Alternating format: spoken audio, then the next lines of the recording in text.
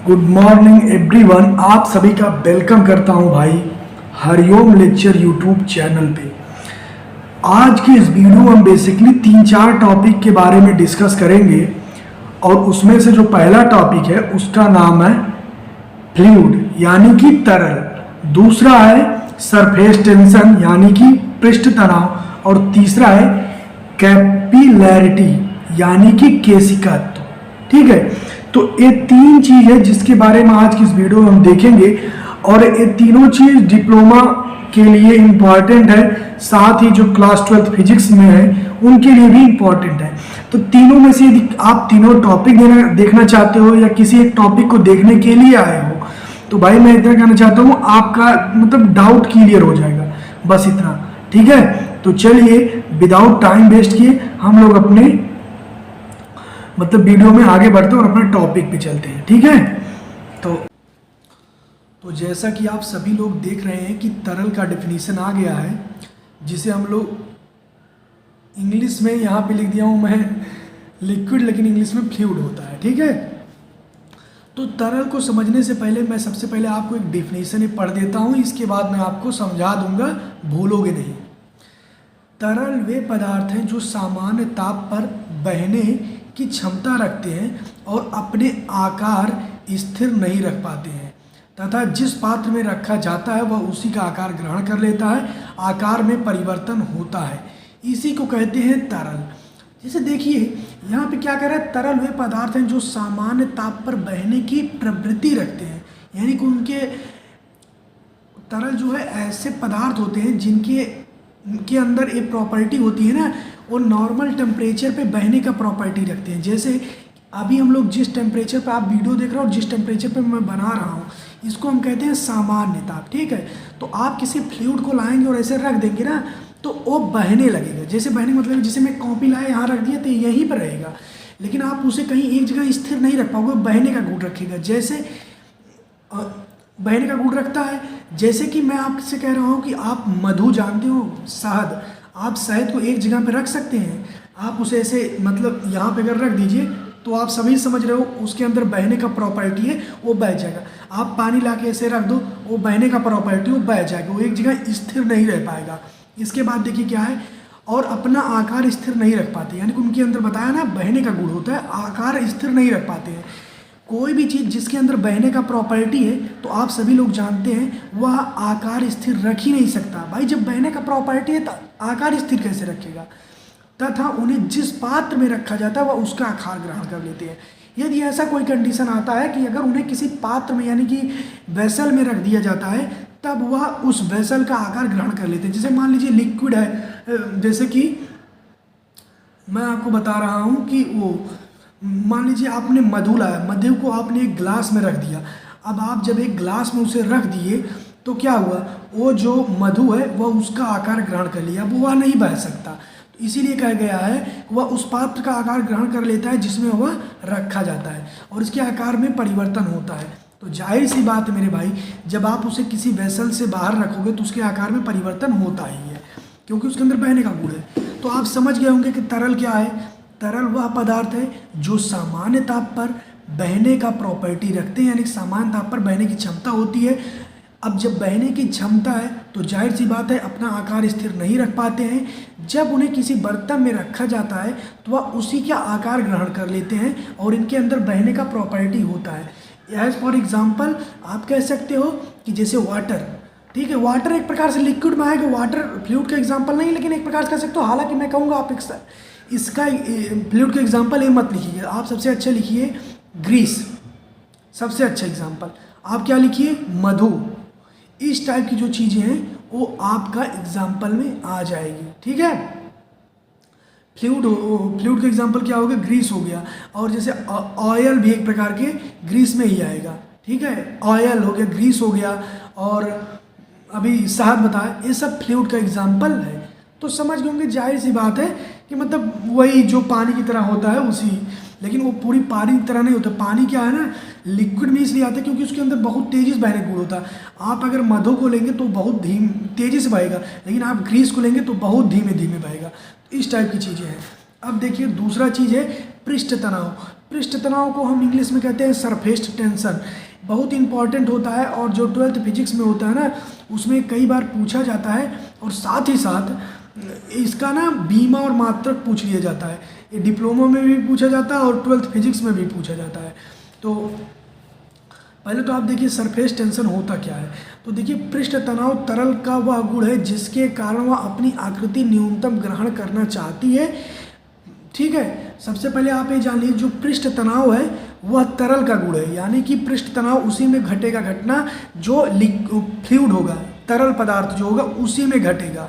ठीक है, तो पृष्ठ तनाव तरल का वह गुण है जिसके कारण वह अपनी आकृति न्यूनतम ग्रहण करना चाहती है। यानी कि जो पृष्ठ तनाव होता है ना वह ऐसा गुण होता है जिसके कारण जो तरल होता है ना वह अपना आकृति जो है ना छोटा से छोटा करना चाहता है। यही होता है पृष्ठ तनाव। क्यों होता है अभी बता रहा हूँ। पृष्ठ तनाव जो होता है, मैं बताया ना, जो फ्लूइड होता है, जो तरल होता है वह भी एक प्रकार का द्रव ही होता है, लेकिन उसे द्रव नहीं कहेंगे। ठीक है एक प्रकार का द्रव ही। पृष्ठ तनाव जो होता है वो द्रव के अणुओं के मध्य लगने वाले ससंजक बल के कारण होता है। जैसे मान लीजिए कि मैंने क्या कहा था कि मधु भी एक प्रकार का द्रव ही है। वह किसका उदाहरण है? वह तरल का उदाहरण है। अब जो तरल का उदाहरण है तो जाहिर सी बात है वो थोड़ा सा लिक्विड है। अब वही कह रहा है कि पृष्ठ तनाव जो द्रव के अणुओं के मध्य लगने वाले ससंजक बल के कारण होता है। तो जो मधु है वह एक प्रकार का लिक्विड है और उसमें ससंजक बल लगता है। ठीक है, और उसी ससंजक बल लगने के कारण पृष्ठ तनाव होता है। मैं आपको बता दूं ससंजक बल वह बल होता है ना जो अणुओं को पास करता है। जिसे देखो ये एक असंजक बल होता है। असंजक बल वो होता है जो अणुओं को दूर करता है। एक सहसंजक बल होता है जो एक माध्यम के अणुओं को एक जगह करता है। जैसे प्रेस आप ले लीजिए, प्रेस। तो जब आप प्रेस मारते हो वह भी एक प्रकार का वो है, लेकिन वह असंजक बल होता है तो प्रेस अलग अलग जगह मतलब चला जाता है, आपको दिखाई नहीं देगा। लेकिन जो असंजक बल होगा वो अलग अलग जगह नहीं जाएगा, वह एक ही जगह रहेगा। और असंजक बल वही मतलब ससंजक बल वो होता है जो एक जगह रहता है। ठीक है, असंजक बल जो छिटक जाता है। जैसे प्रेस आप मारते हो वो पूरा ऐसे सभी डायरेक्शन में चला जाता है असंजक बल। ससंजक बल जो एक ही जगह एकत्रित करता है। तो पृष्ठ तनाव का जो प्रॉपर्टी होता है ना वो ससंजक बल के कारण ही होता है। तो चलिए अब हम लोग ये देख लेते हैं कि जो पृष्ठ तनाव होता है, यदि द्रव का ताप बढ़ाते हैं तो पृष्ठ तनाव पे क्या इफेक्ट पड़ता है, यदि घुलन अशुद्धि बढ़ाते हैं, कम करते हैं तो क्या प्रभाव पड़ेगा, वो सब चीज़ चलिए देख लेते हैं। तो अभी तक पृष्ठ तनाव के बारे में अगर आपको मैं सीधा समझाऊँ, आपके मन में इतना बैठ जाना चाहिए या बैठ गया होगा कि पृष्ठ तनाव, अगर मैं कहूँ कि किसी एक पदार्थ है जिसके अंदर पृष्ठ तनाव की अधिकता है, तो पृष्ठ तनाव की अधिकता का तात्पर्य है कि उसके अंदर बहने का प्रॉपर्टी बहुत तेज है। जिसे मैं कहूँ यार इसके अंदर पृष्ठ तनाव बहुत अधिक है। अधिक एक मतलब ये है जैसे आप उसे नीचे गिराओगे वो बह जाएगा धड़ाक से। मैं कहूँ पृष्ठ तनाव कम है तो इसका मतलब ये है कि वह थोड़ा बहेगा वह भी, लेकिन वह धीमे धीमे बहेगा। ठीक है, अब देखिए पहला एग्जांपल बता रहा हूँ कि पहले ही बता रहा हूँ कि जो यहाँ पे आप थोड़ा सा पीछे आओ, पृष्ठ तनाव तरल का गुण है और तरल एक प्रकार का लिक्विड ही है। तो आप समझ गए ना कि मैं द्रव की बात कर क्यों रहा हूँ आखिर। ठीक है, तो पृष्ठ तनाव जो होता है वो तरल का गुण है और तरल बेसिकली एक प्रकार का लिक्विड है। तो वही कह रहा है कि जैसे जब आप मान लीजिए अपने पास कोई एक लिक्विड ले लीजिए, ठीक है, द्रव ले लीजिए, उस द्रव का तापमान जब आप काफ़ी ज़्यादा बढ़ाते हो तो पृष्ठ तनाव कम होता है। कैसे होता है एग्जाम्पल देके बताता हूँ। आप सूप पिए होंगे और यदि नहीं पिए होंगे तो कोई बड़ी बात नहीं, मैं भी नहीं पिया था। आप देखे होंगे या देख लेना सूप क्या होता है, पहले पानी ले लेंगे, उसमें अंदर कई चीज़ मिला देंगे और वह क्या है एक द्रव है, उसके अंदर बहने का प्रॉपर्टी ज़्यादा है। ठीक है, पानी है बहने की प्रॉपर्टी ज़्यादा है। अब जब उसका हम टेम्परेचर काफ़ी ज़्यादा बढ़ाते हैं तो 1 से 1.5 घंटे बाद आप देखते हो या 45 मिनट बाद या आधे घंटे बाद कि उसके अंदर जब वो सूप वाला प्रॉपर्टी आ जाता है तो पानी वही है बट उसका टेम्परेचर हम लोगों ने बढ़ाया। तो उस टेम्परेचर बढ़ाने के बाद क्या हो गया, वह अब उतना तेज़ी से नहीं बहेगा। आप 1 लीटर पानी पहले ले लीजिए और फिर वही 1 लीटर पानी और ले लीजिए। उस 1 लीटर पानी का आप सूप बनाइए और 1 लीटर पानी वैसे ले लीजिए। तो आप देखेंगे सूप बनाने के बाद जब दोनों को गिराएंगे तो एक ज़्यादा तेज़ी से बहेगा, एक कम तेज़ी से बहेगा। तो द्रव का ताप जब भी बढ़ाएंगे तो पृष्ठ तनाव कम होगा। पृष्ठ तनाव कम होने का मतलब ये है कि जब आप उसको नीचे गिराओगे तो वह कम तेज़ी से बहेगा। ठीक है। अब दूसरा क्या है, यदि आप आघूलन अशुद्धि, मान लीजिए कोई द्रव है, आप उस द्रव में आघूलन अशुद्धि मिलाते हो तो पृष्ठ तनाव कम होगा कि ज़्यादा होगा। मैं पहले बता दूं, कोई द्रव में, इसको थोड़ा देख लेना, कोई द्रव में यदि आप आघूलन अशुद्धि मिलाते हो, किसी द्रव में कोई आघूलन अशुद्धि मिलाते हो तो पृष्ठ तनाव कम नहीं होता है, पृष्ठ तनाव बढ़ता है। ये चीज़ मैं यहाँ पे लिखा हूँ कम का सिंबल, लेकिन जब आघूलन अशुद्धि मिलाते हो तो पृष्ठ तनाव बढ़ता है, और जब घूलन अशुद्धि मिलाते हो, घुलनशील, तो पृष्ठ तनाव कम होता है।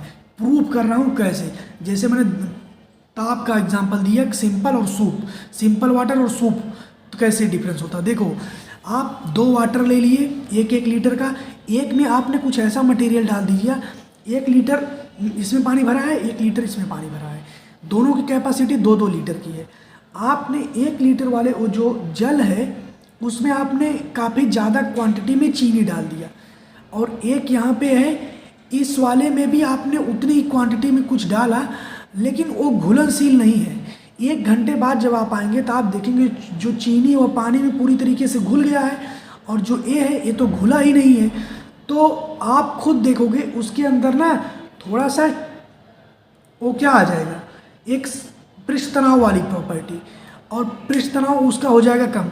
पहले वही पानी था, वह तेज़ी से गिराते थे, गिराते ही तेज़ी से बह जा रहा था, अब वह काफ़ी ज़्यादा क्वांटिटी में जब आप चीनी घोल दिए ना तो रस हो गया। रस होने का मतलब थोड़ा चिपचिपा टाइप, मतलब काफ़ी ज़्यादा उसमें तनाव आ गया। अब जब काफ़ी ज़्यादा तनाव आ गया तो अब आप इसे गिराइए और अब आप इसे गिराइए। अब या तो घुला ही नहीं है, तो जब घुला नहीं है तो उसके ऊपर इम्पैक्ट क्या पड़ेगा, कुछ नहीं, यानी कि उसका पृष्ठ तनाव बढ़ेगा ही। आप उसको गिराएंगे वह तेज़ी से बहेगा। ठीक है। अब इसमें क्या है, घुलनशील अशुद्धि है, तो घुलनशील अशुद्धि जब आप बढ़ाएंगे द्रव में, तो जब आप नीचे गिराओगे, चीनी मिलाने के बाद नीचे गिराओगे तो उसमें रस बन गया है, और रस बनने का मतलब थोड़ा सा, मतलब उसके अंदर एक मतलब ससंजक बल लगा ना, पास में आ गया, तब वो थोड़ा सा कह सकते हो जिसे सीढ़ा होता है, जिसे रस कहते हैं, गुलाब जामुन का रस, तो वह उतना तेजी से नहीं बहेगा, तो उसे कहते हैं पृष्ठ तनाव कम हुआ। यहाँ ज़्यादा लिखा हूँ लेकिन कम होता है, तो कम होने का मतलब कम तेजी से बहेगा, पृष्ठ तनाव कम होने का मतलब कम तेजी से बहेगा। तो द्रव का ताप जब बढ़ाते हैं तो पृष्ठ तनाव कम होता है, उसका एग्जाम्पल है सूप। और घुलनशील अशुद्धि मिलाते हैं तो उसका पृष्ठ तनाव कम होता है। क्यों कम होता है, आप सीढ़ा की एग्जाम्पल ले लीजिए। ठीक है, तो अब आप इतना समझ गए होंगे। अब अगर मैं इसके मतलब फार्मूला की बात करूं तो T इक्वल टू होता है F/L। F क्या है, F क्या है, फोर्स है, और L क्या है, लेंथ है। अगर आप फार्मूले से डिफिनीशन को जानना चाहते हो तो T इक्वल टू क्या होता है, F/L का मतलब होता है, L इक्वल टू 1 कर दीजिए तो क्या हो जाएगा, एकांक लंबाई पर लगने वाले बल को ही पृष्ठ तनाव कहते हैं।